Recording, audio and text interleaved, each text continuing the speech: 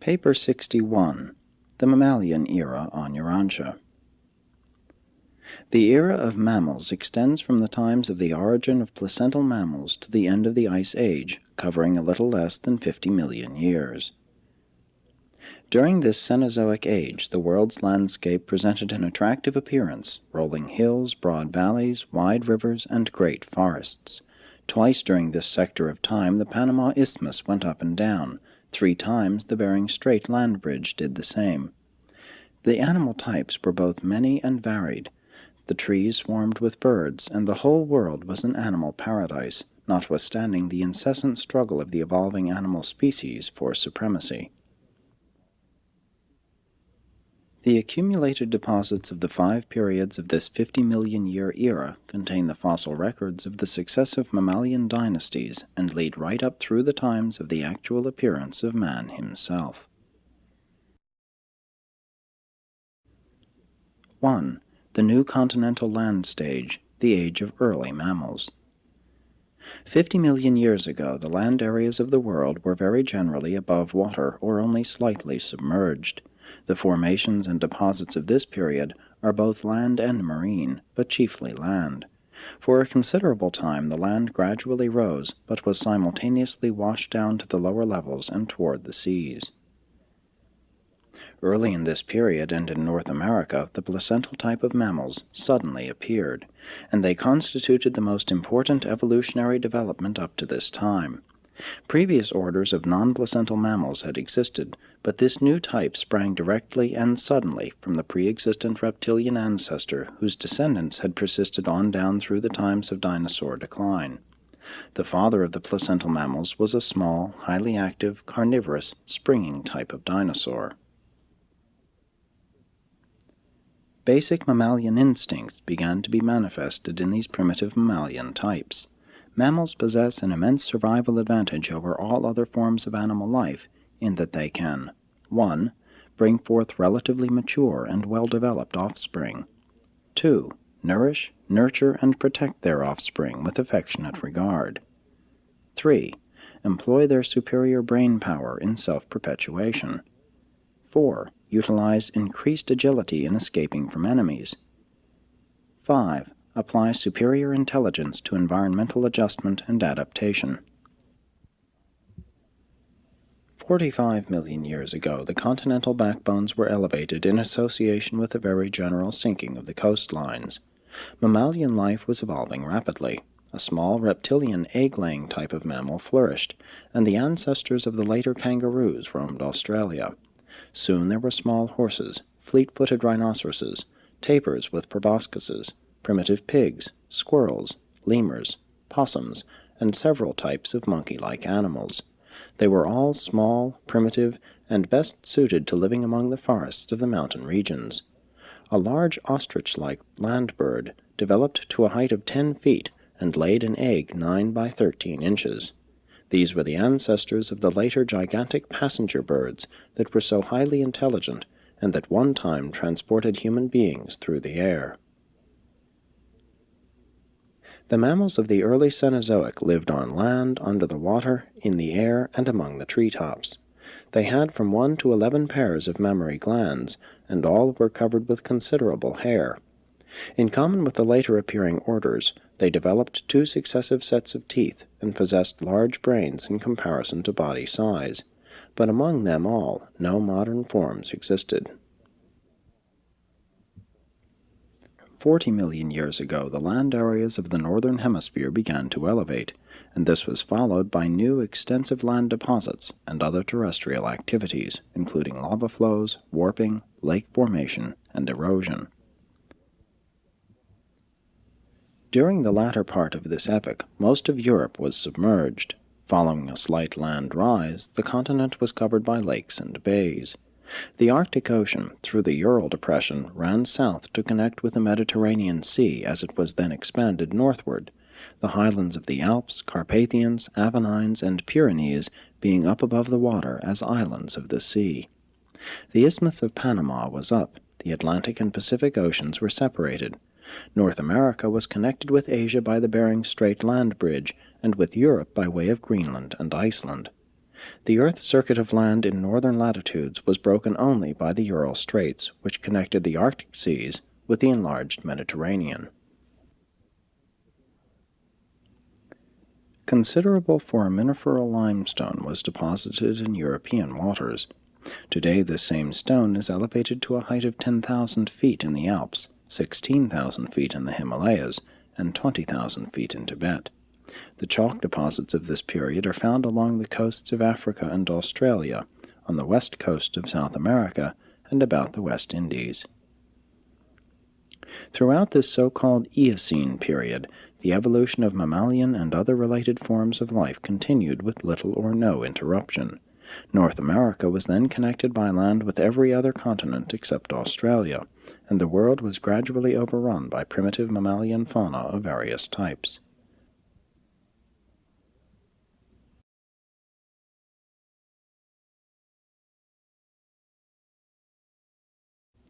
Two, the recent flood stage, the age of advanced mammals. This period was characterized by the further and rapid evolution of placental mammals, the more progressive forms of mammalian life developing during these times. Although the early placental mammals sprang from carnivorous ancestors, very soon herbivorous branches developed, and ere long, omnivorous mammalian families also sprang up. The angiosperms were the principal food of the rapidly increasing mammals, the modern land flora, including the majority of present-day plants and trees, having appeared during earlier periods. 35 million years ago marks the beginning of the age of placental mammalian world domination. The southern land bridge was extensive, reconnecting the then enormous Antarctic continent with South America, South Africa, and Australia. In spite of the massing of land in high latitudes, the world climate remained relatively mild because of the enormous increase in the size of the tropic seas, nor was the land elevated sufficiently to produce glaciers.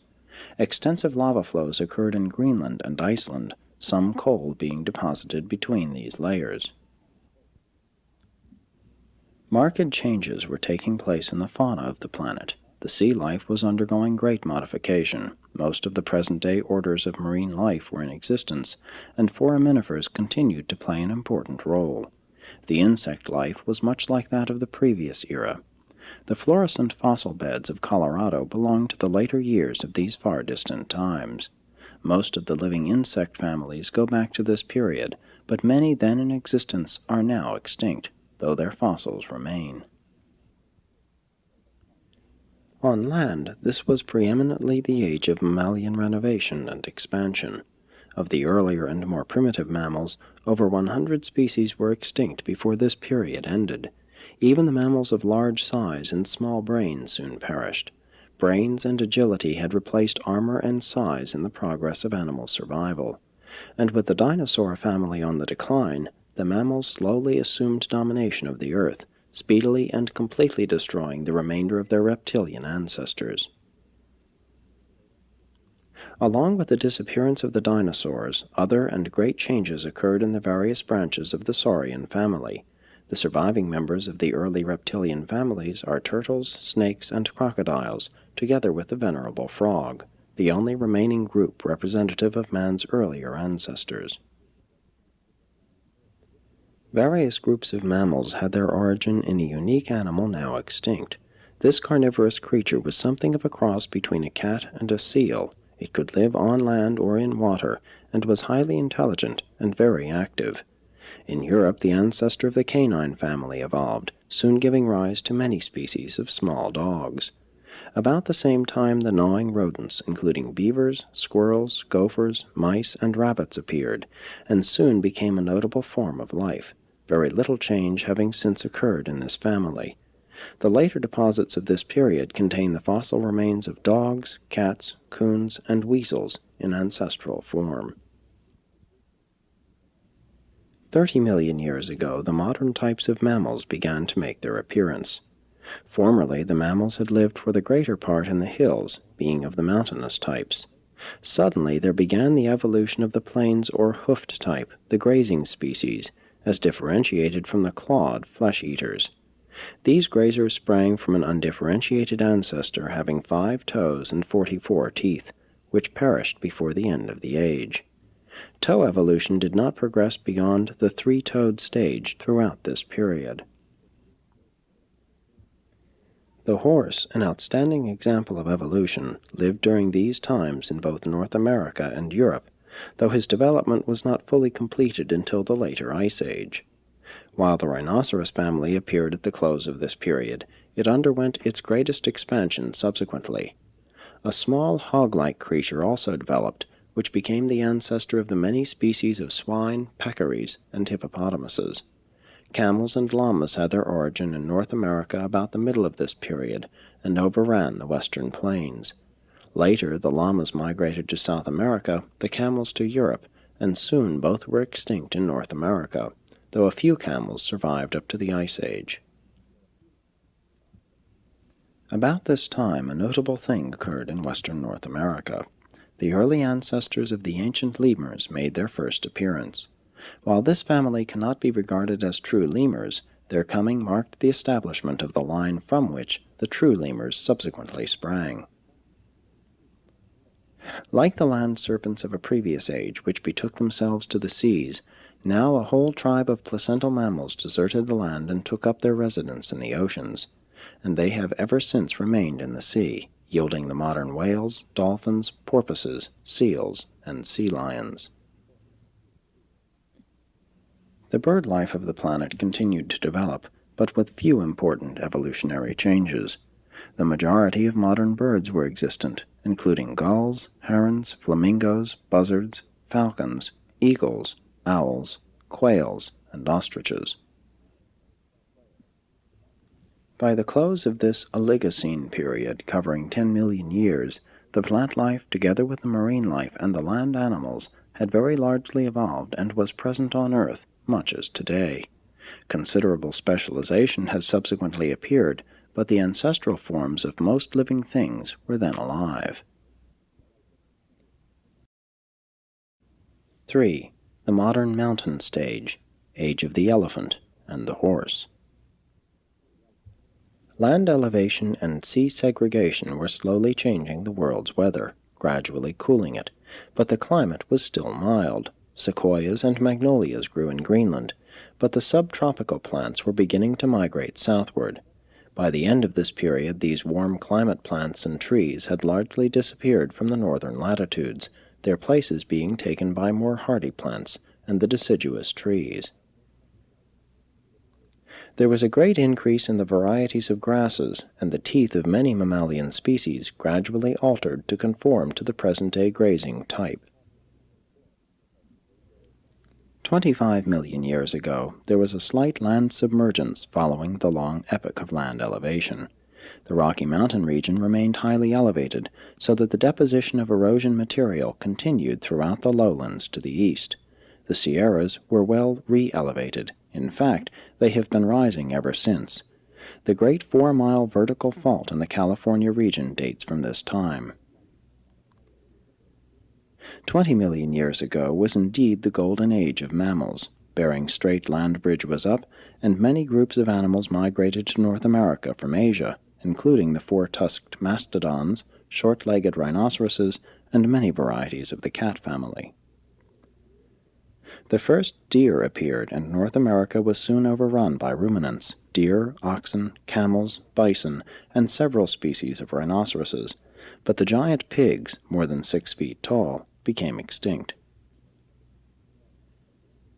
The huge elephants of this and subsequent periods possessed large brains as well as large bodies, and they soon overran the entire world except Australia.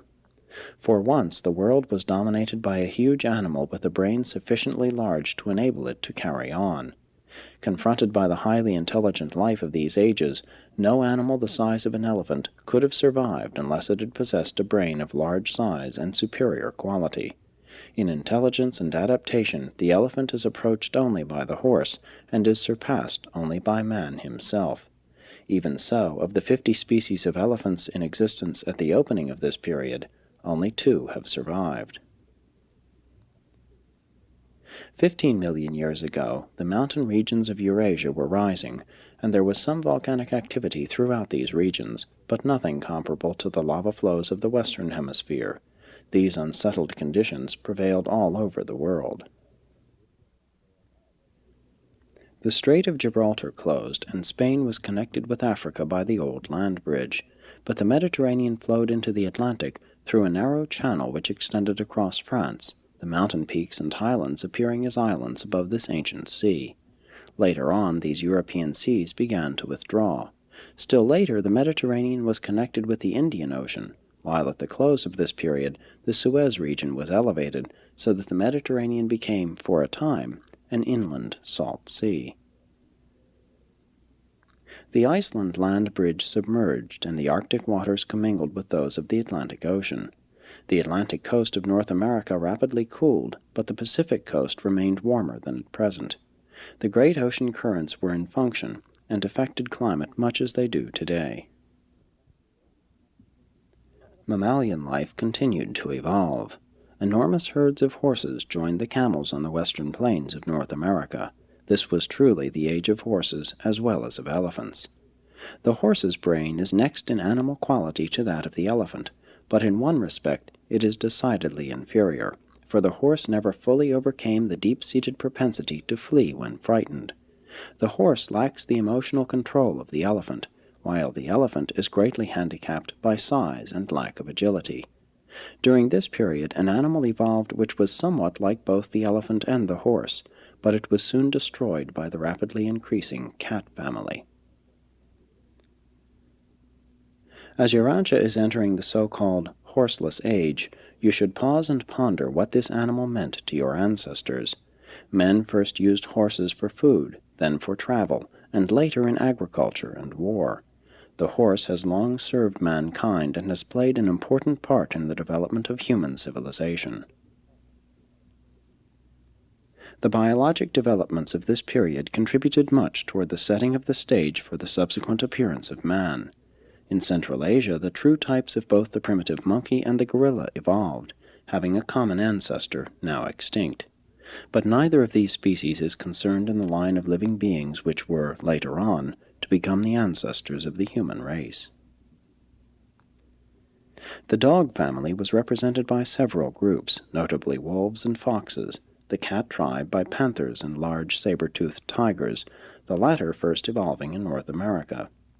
The modern cat and dog families increased in numbers all over the world. Weasels, martens, otters, and raccoons thrived and developed throughout the northern latitudes. Birds continued to evolve, though few marked changes occurred. Reptiles were similar to modern types, snakes, crocodiles, and turtles. Thus drew to a close a very eventful and interesting period of the world's history. This age of the elephant and the horse is known as the Miocene. 4. The recent continental elevation stage, the last great mammalian migration. This is the period of pre-glacial land elevation in North America, Europe, and Asia. The land was greatly altered in topography. Mountain ranges were born, streams changed their courses, and isolated volcanoes broke out all over the world. 10 million years ago began an age of widespread local land deposits on the lowlands of the continents, but most of these sedimentations were later removed. Much of Europe at this time was still underwater, including parts of England, Belgium, and France, and the Mediterranean Sea covered much of northern Africa. In North America, extensive depositions were made at the mountain bases, in lakes, and in the great land basins. These deposits average only about 200 feet, are more or less colored, and fossils are rare. Two great freshwater lakes existed in western North America. The Sierras were elevating. Shasta, Hood, and Rainier were beginning their mountain careers. But it was not until the subsequent Ice Age that North America began its creep toward the Atlantic Depression. For a short time all the land of the world was again joined excepting Australia, and the last great worldwide animal migration took place. North America was connected with both South America and Asia, and there was a free exchange of animal life.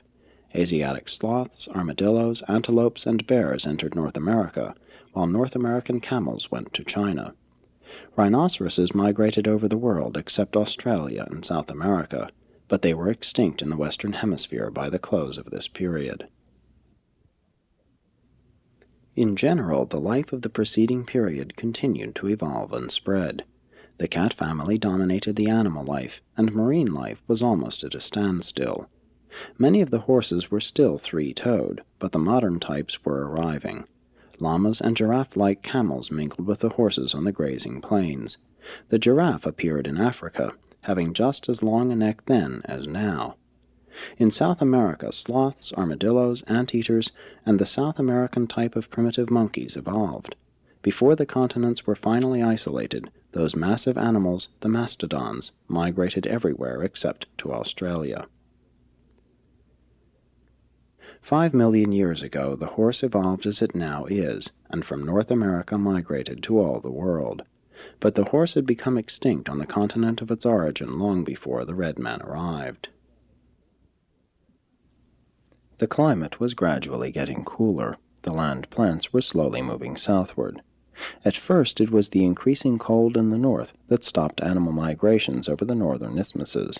Subsequently, these North American land bridges went down. Soon afterwards, the land connection between Africa and South America finally submerged, and the Western Hemisphere was isolated much as it is today. From this time forward, distinct types of life began to develop in the Eastern and Western Hemispheres. And thus does this period of almost 10 million years' duration draw to a close, and not yet has the ancestor of man appeared. This is the time usually designated as the Pliocene. 5. The Early Ice Age. By the close of the preceding period, the lands of the northeastern part of North America and of northern Europe were highly elevated on an extensive scale. In North America, vast areas rising up to 30,000 feet and more. Mild climates had formerly prevailed over these northern regions, and the Arctic waters were all open to evaporation, and they continued to be ice-free until almost the close of the glacial period. Simultaneously with these land elevations, the ocean currents shifted and the seasonal winds changed their direction. These conditions eventually produced an almost constant precipitation of moisture from the movement of the heavily saturated atmosphere over the northern highlands. Snow began to fall in these elevated and therefore cool regions, and it continued to fall until it had attained a depth of 20,000 feet. The areas of the greatest depth of snow, together with altitude, determined the central points of subsequent glacial pressure flows, and the Ice Age persisted just as long as this excessive precipitation continued to cover these northern highlands with this enormous mantle of snow, which soon metamorphosed into solid but creeping ice. The great ice sheets of this period were all located on elevated highlands, not in mountainous regions where they are found today. 1/2 of the glacial ice was in North America, 1/4 in Eurasia, and 1/4 elsewhere, chiefly in Antarctica. Africa was little affected by the ice, but Australia was almost covered with the Antarctic ice blanket. The northern regions of this world have experienced 6 separate and distinct ice invasions, although there were scores of advances and recessions associated with the activity of each individual ice sheet. The ice in North America collected in 2 and later 3 centers. Greenland was covered and Iceland was completely buried beneath the ice floe. In Europe, the ice at various times covered the British Isles, excepting the coast of southern England, and it overspread western Europe down to France. 2 million years ago, the first North American glacier started its southern advance. The Ice Age was now in the making, and this glacier consumed nearly 1 million years in its advance from and retreat back toward the northern pressure centers. The central ice sheet extended south as far as Kansas. The eastern and western ice centers were not then so extensive. 1,500,000 years ago, the first great glacier was retreating northward. In the meantime, enormous quantities of snow had been falling on Greenland and on the northeastern part of North America, and ere long this eastern ice mass began to flow southward. This was the second invasion of the ice. These first two ice invasions were not extensive in Eurasia. During these early epochs of the Ice Age, North America was overrun with mastodons, woolly mammoths, horses, camels, deer, musk oxen, bison, ground sloths, giant beavers, saber-toothed tigers, sloths as large as elephants, and many groups of the cat and dog families. But from this time forward, they were rapidly reduced in numbers by the increasing cold of the glacial period. Toward the close of the Ice Age, the majority of these animal species were extinct in North America. Away from the ice, the land and water life of the world was little changed. Between the ice invasions, the climate was about as mild as at present, perhaps a little warmer. The glaciers were, after all, local phenomena, though they spread out to cover enormous areas. The coastwise climate varied greatly between the times of glacial inaction and those times when enormous icebergs were sliding off the coast of Maine into the Atlantic, slipping out through Puget Sound into the Pacific, and thundering down Norwegian fjords into the North Sea.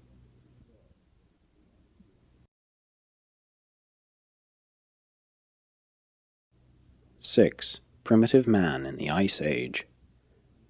The great event of this glacial period was the evolution of primitive man. Slightly to the west of India, on land now under water, and among the offspring of Asiatic migrants of the older North American lemur types, the dawn mammals suddenly appeared. These small animals walked mostly on their hind legs, and they possessed large brains in proportion to their size and in comparison with the brains of other animals. In the 70th generation of this order of life, a new and higher group of animals suddenly differentiated. These new mid-mammals, almost twice the size and height of their ancestors and possessing proportionately increased brain power, had only well established themselves when the primates, the third vital mutation, suddenly appeared.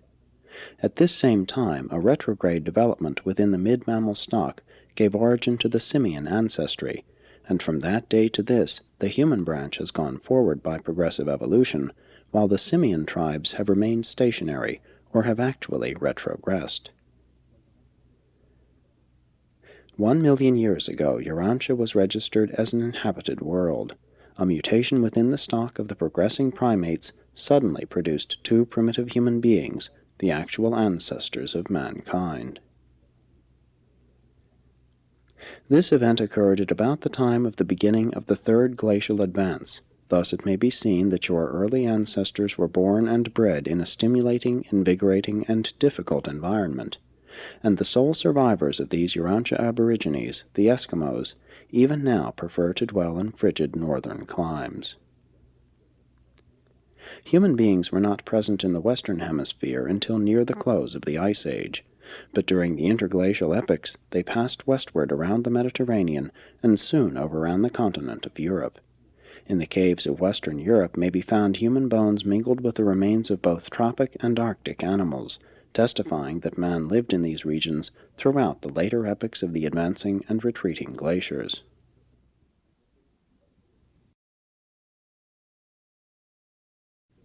_7. The continuing Ice Age.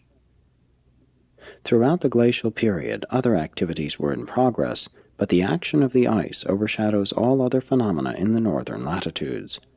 No other terrestrial activity leaves such characteristic evidence on the topography. The distinctive boulders and surface cleavages, such as potholes, lakes, displaced stone, and rock flour, are to be found in connection with no other phenomenon in nature. The ice is also responsible for those gentle swells or surface undulations known as drumlins, and a glacier, as it advances, displaces rivers and changes the whole face of the earth. Glaciers alone leave behind them those telltale drifts, the ground, lateral, and terminal moraines. These drifts, particularly the ground moraines, extend from the eastern seaboard north and westward in North America, and are found in Europe and Siberia. 750,000 years ago, the fourth ice sheet, a union of the North American central and eastern ice fields, was well on its way south. At its height it reached to southern Illinois, displacing the Mississippi River 50 miles to the west, and in the east it extended as far south as the Ohio River and central Pennsylvania. In Asia, the Siberian ice sheet made its southernmost invasion, while in Europe the advancing ice stopped just short of the mountain barrier of the Alps. 500,000 years ago, during the fifth advance of the ice, a new development accelerated the course of human evolution. Suddenly, and in one generation, the six-colored races mutated from the aboriginal human stock. This is a doubly important date, since it also marks the arrival of the planetary prince. In North America, the advancing fifth glacier consisted of combined invasion by all three ice centers. The eastern lobe, however, extended only a short distance below the St. Lawrence Valley, and the western ice sheet made little southern advance, but the central lobe reached south to cover most of the state of Iowa. In Europe, this invasion of the ice was not so extensive as the preceding one. 250,000 years ago, the sixth and last glaciation began, and despite the fact that the northern highlands had begun to sink slightly, this was the period of greatest snow deposition on the northern ice fields. In this invasion, the three great ice sheets coalesced into one vast ice mass, and all of the western mountains participated in this glacial activity. This was the largest of all ice invasions in North America. The ice moved south over 1,500 miles from its pressure centers, and North America experienced its lowest temperatures. 200,000 years ago, during the advance of the last glacier, there occurred an episode which had much to do with the march of events on Urantia, the Lucifer Rebellion. 150,000 years ago, the sixth and last glacier reached its farthest points of southern extension, the western ice sheet crossing just over the Canadian border, the central coming down into Kansas, Missouri, and Illinois, the eastern sheet advancing south and covering the greater portion of Pennsylvania and Ohio. This is the glacier that sent forth the many tongues or ice lobes which carved out the present-day lakes, great and small. During its retreat, the North American system of Great Lakes was produced, and Urantian geologists have very accurately deduced the various stages of this development, and have correctly surmised that these bodies of water did, at different times, empty first into the Mississippi Valley, then eastward into the Hudson Valley, and finally, by a northern route, into the St. Lawrence. It is 37,000 years since the connected Great Lakes system began to empty out over the present Niagara route. 100,000 years ago, during the retreat of the last glacier, the vast polar ice sheets began to form, and the center of ice accumulation moved considerably northward. And as long as the polar regions continued to be covered with ice, it is hardly possible for another glacial age to occur, regardless of future land elevations or modifications of ocean currents. This last glacier was 100,000 years advancing, and it required a like span of time to complete its northern retreat. The temperate regions have been free from ice for a little over 50,000 years. The rigorous glacial period destroyed many species and radically changed numerous others. Many were sorely sifted by the to-and-fro migration which was made necessary by the advancing and retreating ice. Those animals which followed the glaciers back and forth over the land were the bear, bison, reindeer, muskox, mammoth, and mastodon. The mammoth sought the open prairies, but the mastodon preferred the sheltered fringes of the forest regions. The mammoth until a late date ranged from Mexico to Canada. The Siberian variety became wool-covered.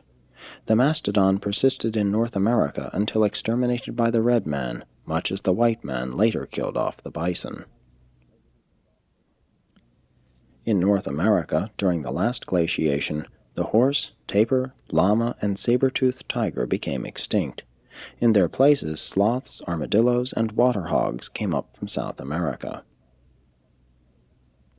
The enforced migration of life before the advancing ice led to an extraordinary commingling of plants and of animals, and with the retreat of the final ice invasion, many Arctic species of both plants and animals were left stranded high upon certain mountain peaks, whither they had journeyed to escape destruction by the glacier. And so today these dislocated plants and animals may be found high up on the Alps of Europe, and even on the Appalachian Mountains of North America. The Ice Age is the last completed geologic period, the so-called Pleistocene, over 2 million years in length. 35,000 years ago marks the termination of the Great Ice Age excepting in the polar regions of the planet. This date is also significant in that it approximates the arrival of a material son and daughter and the beginning of the Adamic dispensation, roughly corresponding to the beginning of the Holocene, or post-glacial period. This narrative, extending from the rise of mammalian life to the retreat of the ice and on down to historic times, covers a span of almost 50 million years. This is the last, the current, geologic period, and is known to your researchers as the Cenozoic, or recent times era. Sponsored by a resident life carrier.